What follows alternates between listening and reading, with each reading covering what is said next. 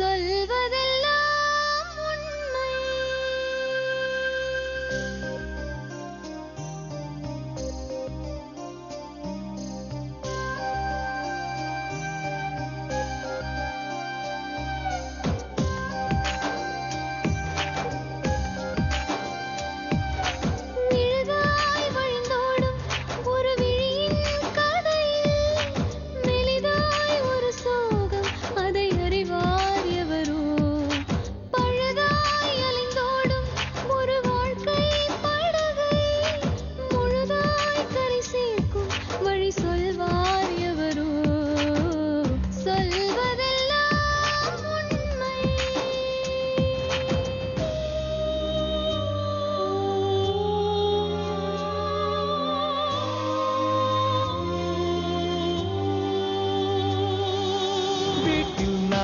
அறைகளா தீவு போல் அவை இருப்பதா?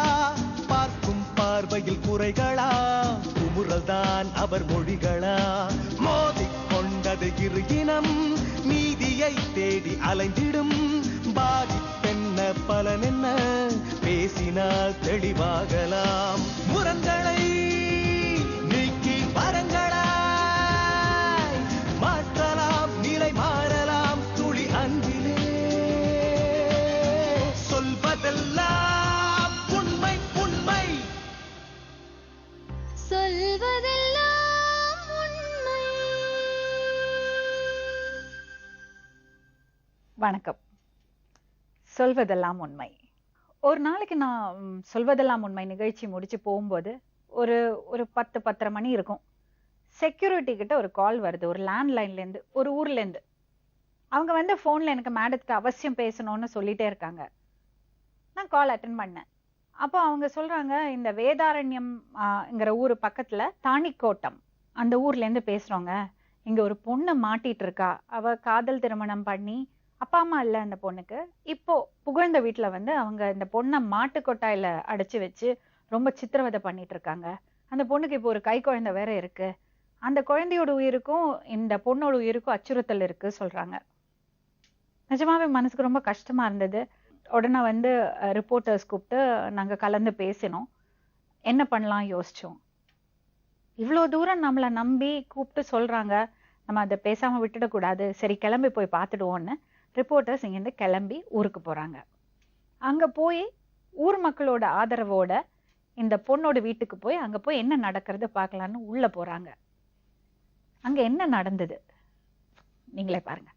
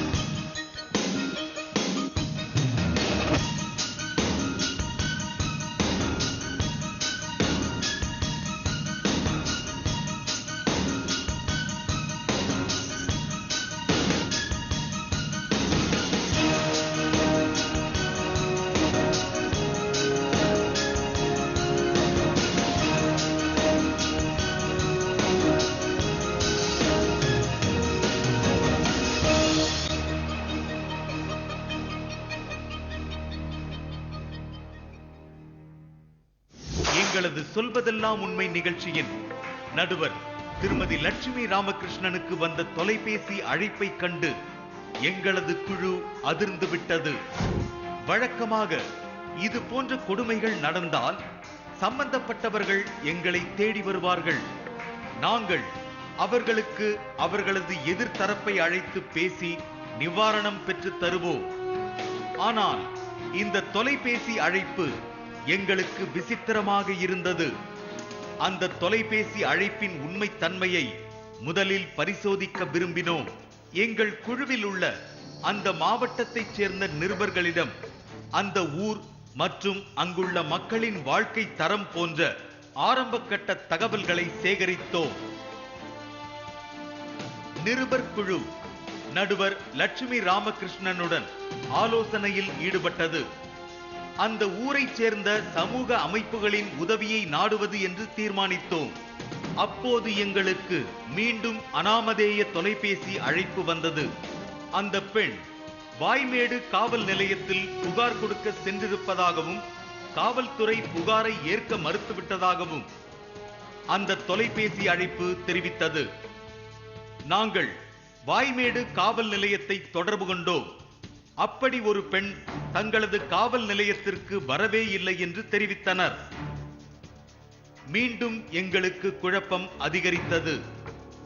ஒரு பெண் கைக்குழந்தையோடு உயிருக்கு பயந்து வாழ்ந்து கொண்டிருக்கிறாள் என்கிற தகவல் உண்மைதானா என எங்களுக்குள் மீண்டும் மீண்டும் குழப்பம் தலைவிரித்தாடியது. இறுதியாய் வாய்மேடு தாணிக்கோட்டம் பகுதியைச் சேர்ந்த மார்க்சிஸ்ட் கம்யூனிஸ்ட் கட்சியைச் சேர்ந்த தோழர்களிடம் சம்பந்தப்பட்ட முகவரியை கொடுத்து விசாரித்து தரும்படி கோரினோம். 2 மணி நேரங்கள் கழித்து அந்த தொலைபேசி வழியாக சொன்ன தகவல் அதிர்ச்சியை அளித்தது. ஆம், கொடுமைகள் நடப்பது உண்மைதான். இந்த பெண் ஒரு பலசரக்கு கடையில் வேலை பார்த்திருக்கிறார். அங்குள்ள ஒரு இளைஞன் இவர் மேல் காதல் வயப்பட்டிருக்கிறார். அந்த இளைஞர் மீது அங்குள்ள காவல் நிலையங்களில் ஏற்கனவே நிறைய வழக்குகள் நிலுவையில் இருக்கின்றன. தவிர அந்த இளைஞரின் தந்தை அவரது முதல் மனைவியின் கழுத்தை அறுத்து கொலை செய்த வழக்கில் தண்டனை பெற்று திரும்பியிருக்கிறார். அந்த பெண்ணை காதல் திருமணம் செய்து அதன் மூலம் ஒரு பெண் குழந்தை பிறந்திருக்கிறது. அப்புறம்தான் அந்த பெண்ணிற்கு இளைஞரின் குடும்பத்திடமிருந்து சித்திரவதைகள் தொடர்ந்திருக்கின்றன. பிறந்து சில மாதங்களே ஆன கைக்குழந்தையுடன் அவர் மாட்டுக் கொட்டகையில் தங்க வைக்கப்பட்டிருக்கிறார். குழந்தைக்கு பால் கூட வாங்க முடியாத அளவிற்கு கொடுமைப்படுத்தப்பட்டிருக்கிறார். நித்தமும் அடி உதைகளுக்கு ஆளாகியிருக்கிறார். இதைத்தான் உள்ளூரிலிருந்து வந்த தொலைபேசி அழைப்பு எங்களுக்கு உறுதிப்படுத்தியது. ஆம், நாம் கேள்விப்பட்ட தகவல் உண்மைதான் என்று தெரிந்தவுடன் உடனடியாக எங்களது பயணம் தொடங்கியது.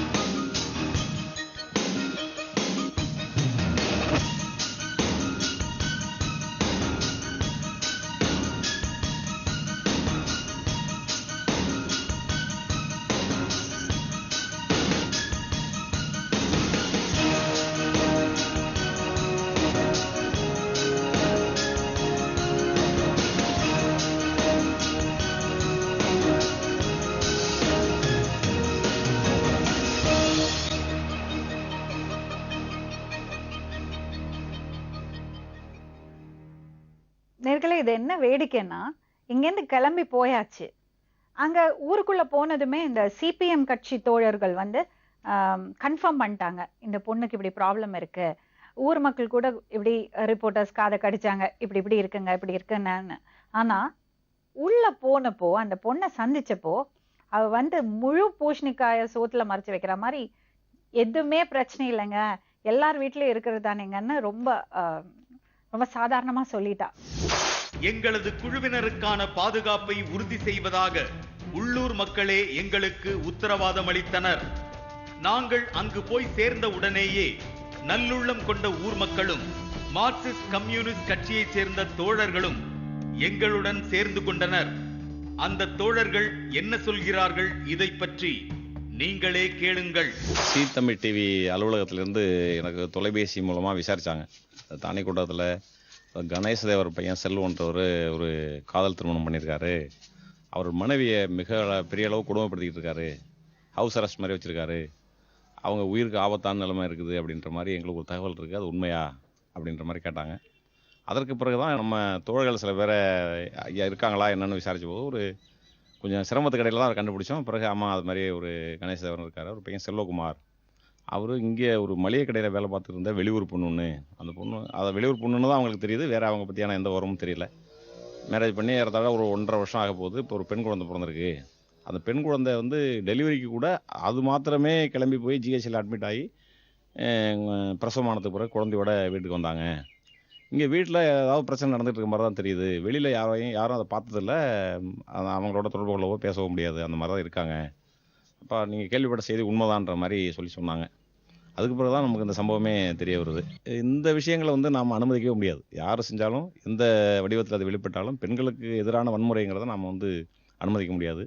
அநீதிக்கு எதிராக யார் குரல் கொடுத்தாலும் அதோடு இணைந்து நாங்கள் போராட தயாராக இருக்கிறோம். ஒரு ஊடகத்தின் வாயிலாக இப்படியான ஒரு விழிப்புணர்ச்சி ஏற்படுத்தக்கூடிய இந்த நிகழ்ச்சியில் நாங்கள் இணைந்து அந்த பெண்ணுக்காக உதவி செய்கிறதுங்கிறது ஒரு பெருமையான விஷயம். அதை நாங்கள் கூடுதலாக உதவி பண்ணுறதுக்கு தயாராக இருக்கோம். ஊர் மக்களுடன் எங்களது பயணம் அந்த வீட்டை நோக்கி புறப்பட்டது.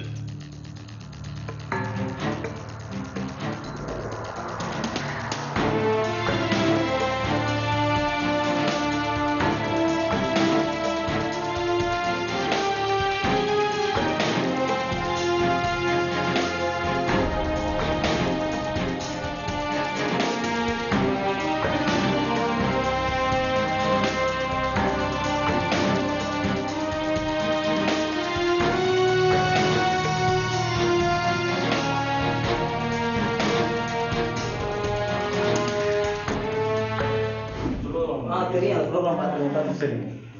இது வந்து எங்களுக்கு ஆஃபீஸ்க்கு வந்து ஒரு நிறைய ஃபோன் கால்ஸ் லெட்டர் இருக்குமா. சரி. இப்படி வந்து உங்களுக்கு கல்யாணம் லவ் மேரேஜ் ஆச்சு அப்படின்னு சொல்லிட்டு ஒரு முத்துப்பேட்டை அவர் சீனு சார் தான் கருப்பு சார். ஆமாம், அவர் தான் உங்களுக்கு கல்யாணம் பண்ணி இல்லை கல்யாணம் பண்ண பண்ணிக்கல. நாங்கள் சொந்தமாக பண்ணிக்கிட்டோம். அப்புறம் அங்கே போய் நான் வேலை பார்த்துட்டு இருந்தேன். இருந்துட்டு அப்புறம் அங்கே இருந்து மறுபடியும் திருப்பூரில் இருந்தேன். அவங்க ப்ரெக்னென்ட் ஆனது பிறகு இப்போ குழந்தை பிறகு பிறகு கழிச்சு வந்துச்சிருக்கோம். குழந்தை பிறந்து ஒரு 35 நாள் ஆகுது. குழந்தை நல்லா ஹெல்த்தியாக இருக்குங்க. இருக்குது. இங்கே வாப்பா.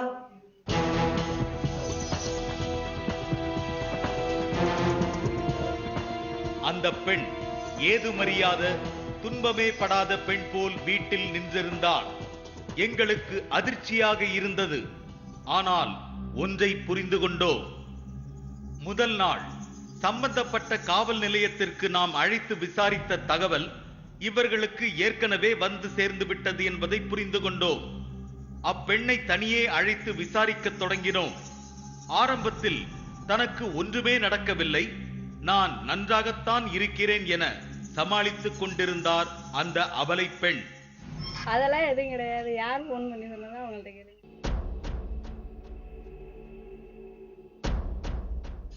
என்ன சொல்றதுன்னு தெரியல. அப்படியெல்லாம் கிடையாது. யார் சொன்னதுன்னு சொல்லுங்க. இல்ல அந்த மாதிரி வருதுங்க, லெட்டர்ல வருது. அதெல்லாம் கிடையாது. உங்களுக்காக தான் நாங்க எல்லாம் வந்திருக்கோம். உங்களுக்காக இந்த குழந்தைக்காக தான் வந்திருக்கோம். சரிங்களா? நீங்க அதெல்லாம் எதுவும் பயப்படும் தேவையில்ல. மனசு விட்டு பேசலாம். நாங்களும் உங்களையும் அவரையும் தண்டிக்க போறது இல்லை. அதெல்லாம் எதுவும் கிடையாது. குழந்தைய என்ன பண்ணணும், சேஃப் பண்ணணும் அப்படின்னு தான் நாங்க வந்திருக்கிறோம். வேற ஒண்ணும் இல்லை. இப்படி ஒரு சிச்சுவேஷன்ல நம்ம என்ன பண்ணுறது? அவளுக்கு நிஜமாவே அச்சுறுத்தல் இருக்கு, ப்ராப்ளம் இருக்குன்னு தெரியும். ஆனா அந்த பொண்ணு சொல்றதுக்கு பயப்படுறாளா இல்ல யாராவது அவளை நிஜமாவே மிரட்டுறாங்களான்னு புரியல. ஸோ நான் போன்ல அந்த பொண்ணுகிட்ட பேசினேன். அப்பதான் அவளுக்கு அந்த தைரியம் வந்து கொஞ்சம் கொஞ்சமா சொல்ல ஆரம்பிச்சா. அவ என்ன சொன்னான்னு கொஞ்சம் பாருங்களேன். அவருக்கு தைரியம் கொடுத்தோம். சொல்வதெல்லாம் உண்மை நிகழ்ச்சியின் நடுவர் திருமதி லட்சுமி ராமகிருஷ்ணன் அந்த பெண்ணுடன் தொலைபேசி வழியாக உரையாடி அவருக்கு நம்பிக்கை அளித்தார். சொல்லுங்க.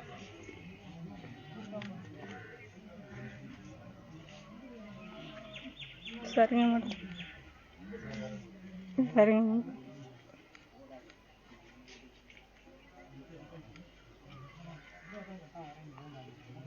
சரிங்க மேடம்.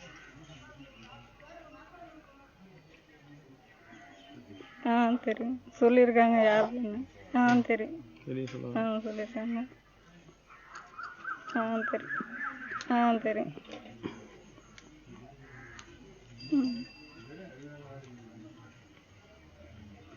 சரிங்க, அதெல்லாம் சரிங்க. வீட்டில் தான் இருக்கேன்.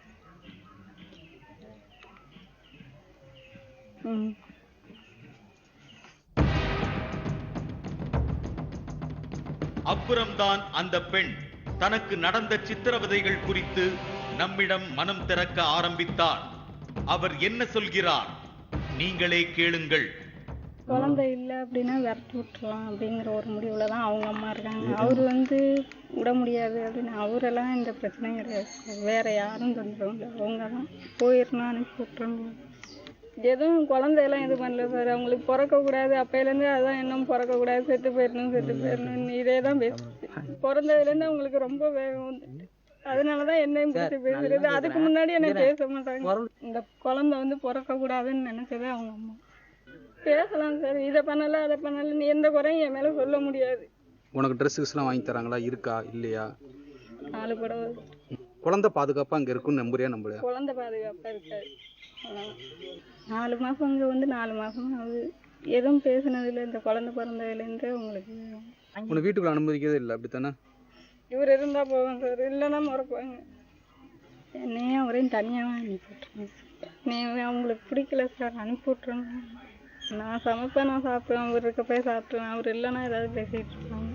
இல்லையே நீங்கள் இங்கே வெளியில் இருக்கிறீங்க, நைட் எங்கே தூங்குவீங்க? எந்த இடத்துல? நடு வீட்லையா இல்லை வெளியிலையா? குழந்தை பிறந்தோன்னே அதுக்குள்ளே 2 பேருக்கும் ஏதோ பிரச்சனை போல இருக்குது. மாமியாருக்கோ யாருக்கோ பிரச்சனையே தெரியல. ஆனால் அந்த பையன் அந்த பொண்ணை அடித்தாங்கன்னு தான் கேள்விப்பட்டோம். அடித்து 2-3 வாட்டி அடிச்சிருக்காங்கல்ல அந்த பையன் குழந்தை பிறந்து. இல்லை அவங்களுக்குள்ளே தான் ஏதோ சண்டை. அவங்க மாமியார் எதுவும் சொல்லி தான் எதுவும் நடக்குமா என்னமோ தெரில. கன்சீவ் ஆகி இப்போ ஒரு 6 மாதத்துல தான் இங்கே வந்தாங்க. அதுக்கு பிறகு தான் அதை பிடிக்காம பண்ணியிருக்காங்கன்னு நினைக்கிறேன். டெய்லி வெளில தான் படுத்துருக்கு அந்த பொண்ணு. குழந்தை பிறந்து ஒரு 3 நாள்லேருந்து வெளில தான் படுத்துருக்கு அந்த பொண்ணு. குழந்தையோட வெளில தான் படுத்துருக்கு. அது ஜெயிக்கிறது. தன்னுடைய குழந்தையின் உயிருக்கு அவரது மாமியாரால் ஆபத்து இருக்கிறது என வெளிப்படையாகவே தெரிவித்தார். இந்த குழந்தை பிறக்க கூடாதுன்னு நினைச்சதே அவங்க அம்மா. அவர் வாய் ஓரங்களில் அடித்ததனால் உண்டான காயங்களை நாம் சுட்டிக்காட்டி கேட்டபோது தினம்தோறும் தன்னை அடித்து சித்திரவதை செய்வதாக நம்மிடம் தெரிவித்தார். அவரது கணவர் முழு பூசணிக்காயை சோற்றில் மறைப்பது போல தம்பதியினர் ஒற்றுமையாக இருப்பது போல் காட்டிக்கொண்டார்.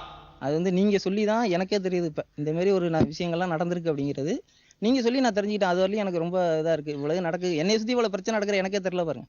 அதானே பெரிய வேடிக்கையா இருக்கு. இப்போ எங்கள் குடும்பத்தை சுற்றி இவ்வளோ விஷயங்கள் நடந்திருக்குது. இன்னைக்கு நீங்கள் இந்த இடத்த வரதொட்டி தான் தெரியுது. இல்லாட்டி அது தெரிய போகிற இல்லை பாருங்க. தெரியாமல் இருந்திருக்கேன். நானும் ஒரு முட்டாளாவே இருந்திருப்பேன். இளைஞரின் தாய் நம் குழுவினர் முன்பாகவே அந்த பெண்ணை வெளிப்படையாகவே மிரட்டினார்.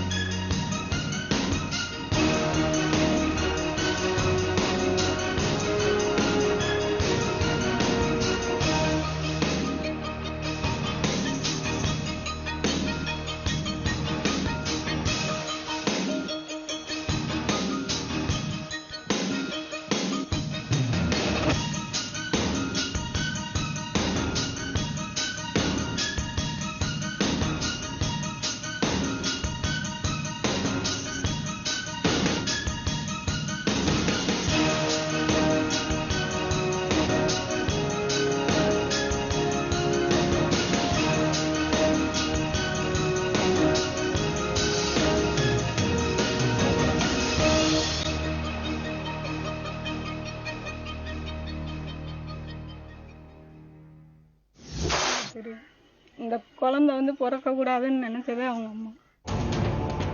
இளைஞரின் தாய் நம் குழுவினர் முன்பாகவே அந்த பெண்ணை வெளிப்படையாகவே மிரட்டினார்.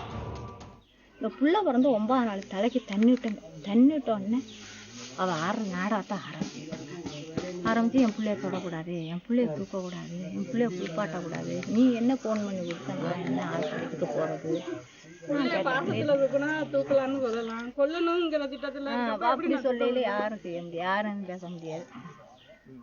கொல்லணுங்கிற திட்டத்துல சத்தியமா சொல்றான், அந்த மனப்பூர்வமா மாரியம்மனுக்கு சம்பந்தமா கொல்லணுங்கிற திட்டத்துல அவங்க அம்மா அப்பா வேணும்னு இருந்துக்க சொல்லுங்க. இதுதான் அவளை வந்து அவனை வந்து தனியா எங்களுக்கு அதை பத்தி பரவாயில்ல இல்லைங்க, நாங்க செத்தாலும் செத்து கிடக்குறோங்க. நாங்க செத்தாங்கன்னா 4 பேர் இருந்தா இவ்வளவு பேர் இந்த பாலகிருஷ்ணன்லாம் இருக்கான், எங்களை பாலகிருஷ்ணனே கொண்டு அடக்க முடியும். அதை நினைச்சுக்கோங்க. அவனுக்கு தெரியும் எங்க வீட்டு நிலைமை பாலகிருஷ்ணனுக்கே தெரியும். இந்த இருக்கிறாப்புல பாலகிருஷ்ணனுக்கே தெரியும். நாங்க செத்தாங்கன்னா அவன் நல்ல எடுத்து 4 பேர் இருக்கோம், அழைச்சிட்டு போக சொல்லிருங்க. எங்களுக்கு வேண்டாம், அழைச்சிட்டு போறோம்னா போகட்டும்.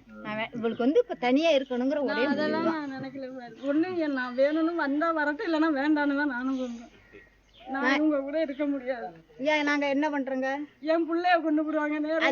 அது எப்படி பிள்ளைய கொள்ளுவோம்? பிள்ளைய கொண்டாக்கா 4 பேர் கேட்க மாட்டாங்களா? எப்படி கொள்ளுவோம்? ஒரு பேரை பார்த்து யாரு கொள்ளுவா? கொல்றதுக்கு யாருக்கு மனசு வரும்? இல்லம்மா, அப்படி ஏதாவது சம்பவம் நடந்ததான்னு கேக்குறேன். சம்பவம்லாம் எதுவும் நடக்கல. அந்த மாதிரி சொல்றாங்க. ஆரம்பத்துல இருந்து செத்து போயிரும் சொல்லிதான் கூட்டிட்டு வந்திருக்காங்க. அவளை கூட்டிட்டு வந்து கொண்டு போடுவேன். ஐயோ, யார் சொன்னது? யாரு கூட்டிட்டு வந்து கொண்டுடுன்னு சொன்ன? யார்கிட்ட சொன்னீங்களோ அவங்க தான் என்கிட்ட சொன்னாங்க. அவங்க சொன்னவளை போய் அழைச்சிட்டான், சொன்னவளை போய் அழைச்சிட்டான். நான் சொன்னேன், அது யாரு சொன்னதுன்னு தெரியணும்ல. சொன்னவளை போய் அழைச்சிட்டா போ. யாரு சொன்னவனு போய் அழைச்சிட்டா? சொன்னவளை போய் அழைச்சிட்டா. இல்லம்மா, அது சும்மா சொல்லக்கூடாது. அந்த மாதிரி ஏதாச்சும் நடந்ததான்னு கேட்கிறேன் நான். அதெல்லாம் எதுவும் கிடையாது. அவளுக்கா ஒரு உத்தேசம் பொண்ணு போடுறவளோ? அதெல்லாம் இல்லை. அசிங்கமா பேச வேண்டியது. அங்க கடந்தவளை கூட்டிட்டு வந்தேன், இங்க கடந்தவளை கூட்டிட்டு வந்தேன். எனக்கு மருமக பொருத்தமான மருமக இல்ல. நீ சொன்னாக்கா எங்க அம்மா பேச நீ என்னத்த போட்டுக்கிட்டு வந்த? நீ வாங்கிட்டு நீ நானு பேசுறியா? அது தேவலமா? நீ நானு வார்த்தைக்கு வார்த்தை நீ நானு பேசல. அசிங்கமா பேசுறதா நீ நானு நான் பேசுறேன். எத்தனை நாள் ஒண்ணு அசிங்கமா பேசணும்? அதை நான் சொல்ல உங்களுக்கு எதுக்க சொல்லு. எத்தனை நாள் ஒண்ணு அசிங்கமா பேசினாவா? பேசிக்கிட்டு தான் இருக்கீங்க. எத்தனை நாள்னு சொல்றது? எத்தனை நாள்னு சொல்ல, அதை சொல்ல. பேசிக்கிட்டு தான் இருக்கீங்க. வந்ததுல இருந்து பேசிக்கிட்டு தான் இருக்கீங்க. பேசாமலாம் நீங்க இருக்கீங்க. அப்புறம் அப்படி பேசுறவங்கள்ட்ட ஒன்றும் பேச முடியாது. அதுக்கு என்ன முடிவோ அதை செஞ்சு விட்டுருங்க. அவங்களுக்கு வந்து என்னை துரத்தி விட்டுறணும். ஆரம்பத்துல இருந்தே அப்படிதான் அவளை அனுப்பி விட்டுரு, அவளை அனுப்பி விட்டுரு. என்ன சொல்லிருக்காங்க, 50,000 பணத்தை தர, நீ வாங்கிட்டு போயிரு அப்படின்னு. அப்படியாம்மா? அந்த பொண்ணு என்ன சொன்னதுமா, என்ன கிட்ட போன்ல அவங்க வீட்டுல வளர்ந்த இந்தா இருக்கு தன்னண்டியால் அவங்களையும் அழைச்சிட்டாங்க. நான் அப்படி இருந்துன்னா கூட அனுப்பிச்சு விட்டுலாங்கிற. எதுக்கு போட்டு 2 பேரும் ஒம்போலத்துட்டு இருக்கீங்க? பிடிக்கலன்னா சரி போமான போறேன்னா போன அனுப்பிச்சு விட்டுலாம்ல. அதுக்காக கேக்குறேன். எங்க குடும்பத்தை வந்து என்னகிட்டே போன்ல சொன்னது உண்மை. உன் குடும்பத்தை வந்து பழி வாங்கணும், உன் குடும்பத்தை வந்து மானம் கெடுத்தணும், உன் பிள்ளைய வாட விடக்கூடாதுங்கிறதுக்காக நான் வந்திருக்கேன்னு சொன்னது. இவர் யாருன்னே எனக்கு தெரியாது. நான் எப்படி இவரை பழி வாங்கணும், இவரை என்ன பண்ணிருக்கேன்னு சம்பவத்து கொண்டாடி போன் பண்ணி விடுக்கையில நீ எப்படி சொன்ன? என்கிட்ட 50,000 பணத்தை வாங்கிக்க, நீ என் பிள்ளைய விட்டுட்டு போயிருன்னு சொல்லணும். நீ கொடுமை என் பிள்ளைய படுத்தின உண்மையா? ஆமா, நான் தான் கொடுமைப்படுத்தினேன். அவர் என்னை கொடுமைப்படுத்தல. அது ஊருக்கே தெரியும். நான் படுத்துறேன்னா இல்ல அவருங்க நீங்க படுத்துறீங்களா? அது சரி, அப்படின்னா ஒதுக்கிட்டு போச்சு இருங்க. இல்லாட்டி என் பிள்ளைய வேணாலும் போச்சாலும் போச்சு கூட வரலையா? நான் செத்து போவேன், அவ்வளவுதான். பாத்தீங்களா என்ன முடிவுன்னு நீங்க கேட்டு சொல்லுங்க. இவங்க வந்து என்னை அனுப்பி விடணுங்கிற திட்டத்துலதான் இப்ப அனுப்பி விட்டுருங்கன்னு தான் சொல்றாங்க.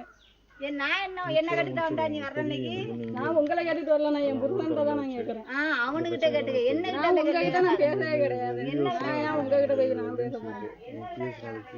நீங்க சொல்லுங்க, நீங்க சொல்லலாம். நான் மட்டும் நான் போயிடுறேன்னு தான் சொல்றேன். நான் உங்களை எந்த தொந்தரவும் பண்ண கிடையாது. பாத்தீங்கல்ல, போட்டுண்டா விட்டுடாம இல்லன்னா குடும்பத்தோட உள்ள தூக்கி வச்சுக்கிட்டு போயிருவேன். அந்த பொம்பளைய முத வைப்பேன். உண்மையில அந்த பொம்பளைய முத வைப்பேன்.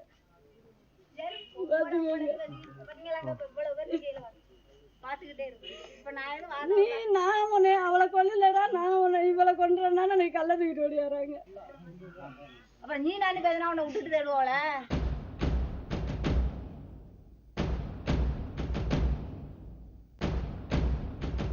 பிரச்சனை வந்து உங்களதான் அது மெயின் பண்ணுது. நாளைக்கு அந்த பொண்ணு ஏதோ ஒன்று செஞ்சுக்கிட்டா கூட உங்களுக்கு பிரச்சனை ஆயிரும். எனக்கு என்ன பிரச்சனை?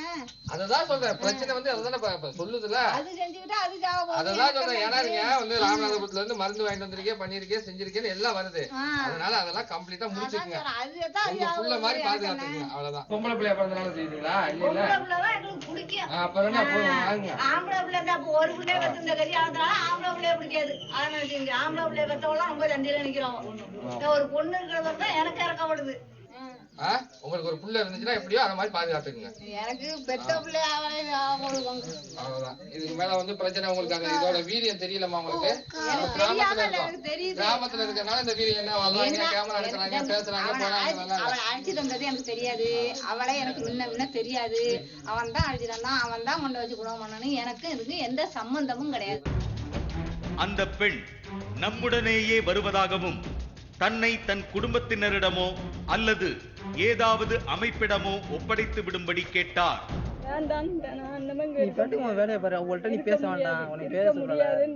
நான் சம்பாரிச்சு போறதுல திங்கிறவ போறவ வரவன்னு எனக்கு வேண்டாம். தனியா தான் இருக்கலாம்னு சொல்றேன். ஒன்னா இருக்க சொல்றேன். தனியா தான் நான் இன்னமும் இங்க இருக்க முடியாதுன்னு நான் சொல்றேன். இங்கேயே வேண்டான்னு நான் சொல்றேன். நீ பாட்டு எந்த பிரச்சனையும் இல்லைனாலும் நீ பாட்டு கிளம்பி போலீஸ் ஸ்டேஷன் போற. ஆமாமா, பிரச்சனை இல்லாம அடிச்சு கையை உடைப்பீங்க காலை உடைப்பீங்கன்னு உட்காந்துக்கிட்டு இருப்பேன். எந்த பிரச்சனையுமே இல்லாம போனாங்க. இவரு எதுவும் சொல்ல மாட்டாரு, நான் உங்க கூட வந்துடுறேன், என்ன கூட்டிட்டு போயிருங்க. இவரு எனக்கு தேவையில்ல, நாளைக்கு இவரு எனக்கு வேண்டாம், எனக்கு வேண்டவே வேண்டாம். அவரால் சொல்ல முடியுதா நீ தான் தேவை, நீ தான் வேணும்னு சொல்ல முடியாது. நான் என்ன சொல்றேன்னா, நீயும் தேவைதான், அப்பா அம்மாவும் தேவைதான். என்ன எல்லாரும் ஒத்துமையா தான் இருக்கணும்னு நான் சொல்றேனே தவிர ஒருத்தரை விட்டுட்டு ஒருத்தரை விட வேலை. ஏன் உனக்கு என்ன பிரச்சனை? நேத்து நீங்க என்ன பண்ணீங்க? தனியா போயிடுவோன்னு தானே பண்ணீங்க. இன்னைக்கு அப்படி பேசுறீங்க. தனியா போயிடுவோம் தானே சொன்னேன். தனியா போனா நான் ஊரை விட்டு போகணும்னு சொல்லலையே. இந்த இடத்துல ஒரு கொட்டாவை போட்டு தனியா இருப்போம்னு தான் சொன்னேன். நான் உங்க அம்மாட்ட இருக்க முடியாது. நீ தனியா ஒரு கொட்டாவை போட்டுக்க, நீ தனியா சமைச்சுக்க, நீ தனியா சாப்பிட்டுக்க, உனக்குள்ள நீ தனியா பாத்துக்க. அவங்க சம்பந்தமா நீ போகாதோ வேலையை பார்த்து சொல்லிட்டாங்களே. எங்க இருந்து கடந்த இந்த சரிகைக்கு கொட்டாவை போட்டு தரணுமான்னு கேட்டாங்கல்ல. அப்பா எவ்வளவு முடியாம இருக்காரு, அம்மா எவ்வளவு முடியாம இருக்குங்கிறதெல்லாம் உனக்கு தெரியும். ஆமா, முடியாம இருக்கு. அடுத்தவங்க வைத்தற சொல்ல கொட்டிக்கிட்டா நல்லாவா இருக்க முடியும்?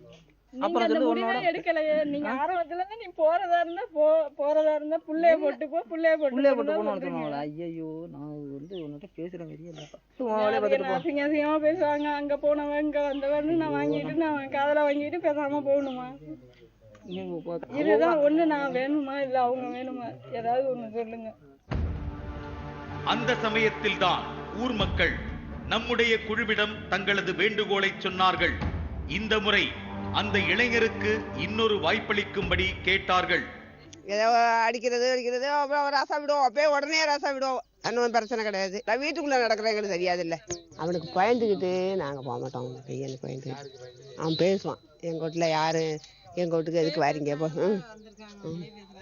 எங்க வீட்டுக்கு யாரும் வரக்கூடாது, நாங்க அடிச்சுக்குவோம் பிடிச்சிக்குவோம், எங்க வீட்டுக்கு யாரும் வரக்கூடாது. அப்படி பிரச்சனை நடக்கும்போது பேசும்போது நாங்க எப்படி அந்த வீட்டாளுக்கு போவோம்?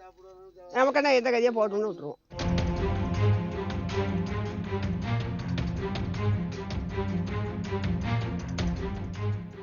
நம்முடைய குழுவினர் அந்த மாமியாரிடமும் அந்த இளைஞரிடமும் தனித்தனியே பேசியது.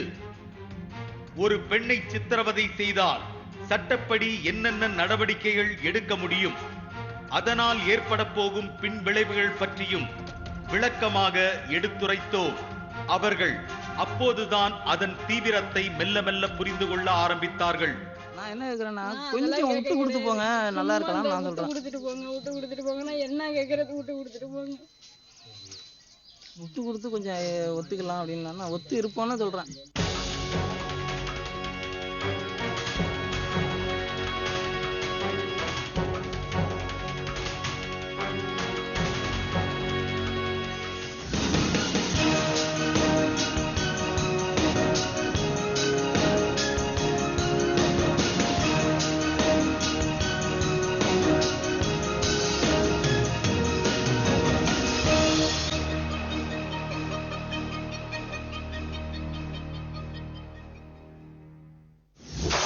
யார் தட்டி கேட்பார்கள் என்கிற மமதையில் இருந்த அவர்களுக்கு இது போன்ற கொடுமைகள் செய்தால் தட்டி கேட்க ஆள் இருக்கிறார்கள் என்கிற உண்மை புரிய ஆரம்பித்தது. ஒண்ணு நீ அவர் கூட இருக்கணும், இல்ல அவரு உன் கூட வரணும். இல்லாட்டி வந்து என்ன கேட்டீங்கன்னா, இங்க இருக்க முடியாது சார், என் கூட வரதா இருந்தா இருக்கட்டும், இல்ல நான் போயிடுறேன், எங்கேயாவது போயிடுறேன்னு தான் நான் சொல்லிட்டு இருக்கேன். இவங்க தான் விட மாட்டேங்கிறாங்க. நான் இது என்ன சார், ஒரு பொண்ணு வந்து நான் போயிடுறேன்னு சொன்னா விட முடியும். உனக்கு உதவி பண்ணா நீங்க போறீங்களா? போயிடுறேன் சார், எனக்கு வேண்டாம் இவங்க. இவருக்கு என் கூட வாழ்றதுக்கு விருப்பம் இல்லை, சும்மா வேகம் தான். ஊர் மக்கள் கொடுத்த உறுதிமொழி மற்றும் நாம் சொன்ன அறிவுரையை அந்த குடும்பம் ஏற்றுக்கொண்ட விதத்தில் நாம் சமாதானம் அடைந்தோம்.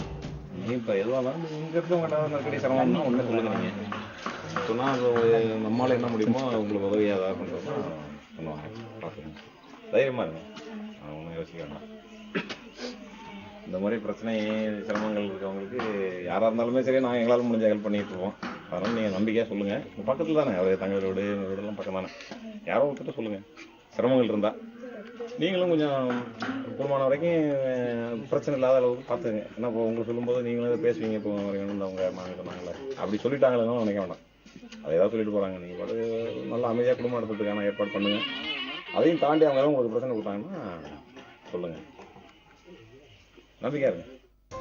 அந்த குடும்பத்திற்கு இன்னொரு வாய்ப்பளிக்கலாம் என்கிற முடிவிற்கு நாம் வந்தோம். அதன்படி அந்த பெண்ணையும் தனியே அழைத்து அந்த முடிவை சொன்னோம்.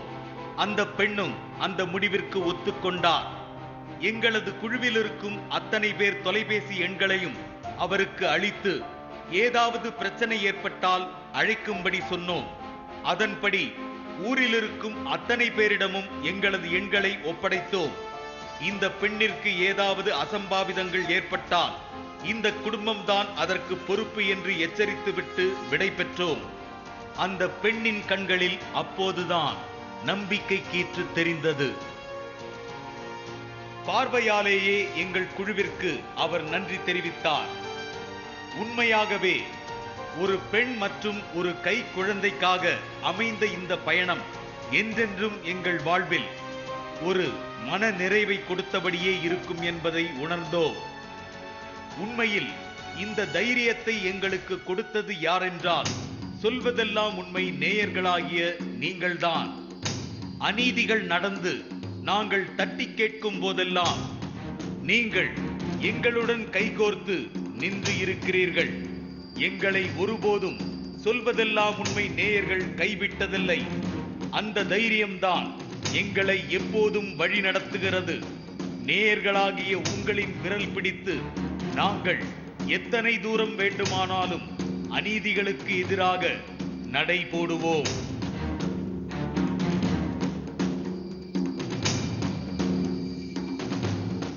நம்ம கிட்ட 2 ஆப்ஷன்ஸ் இருந்தது.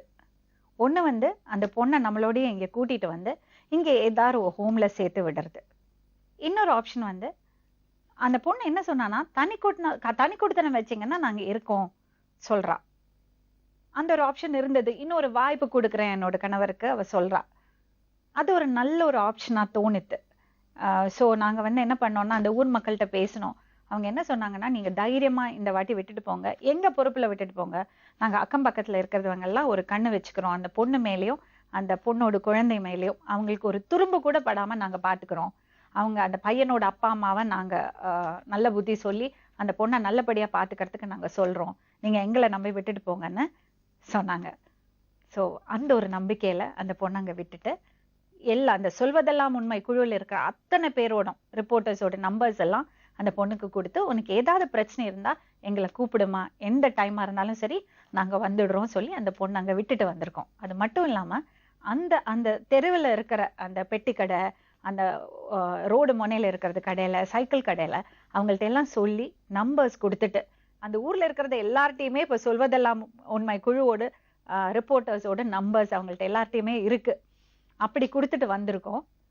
ஒரு ஊர் மக்கள் கொடுத்த தைரியத்துல அந்த பொண்ணை அங்க விட்டுட்டு வந்திருக்கோம். இவ்வளவு தூரம் செயல்பட்டிருக்கோம். அதுக்கு காரணம் என்னன்னா, நீங்க நேர்கள் கொடுக்கறத ஆதரவு. நம்மளால இந்த பொண்ணுக்கு ஒரு நல்லது செய்ய முடியுங்கிற நம்பிக்கை அது உங்களால தான் எங்களுக்கு கிடைச்சிருக்கு. ஸோ மறுபடியும் நன்றி. உங்க ஆதரவு எங்களுக்கு எப்பவும் இருக்கணும். நாளை மறுபடியும் இன்னொரு உண்மை சம்பவத்துடன் உங்களை சந்திக்கும் வரை வணக்கம். சொல்வதெல்லாம் உண்மை. சொல்வதெல்லாம் உண்மை.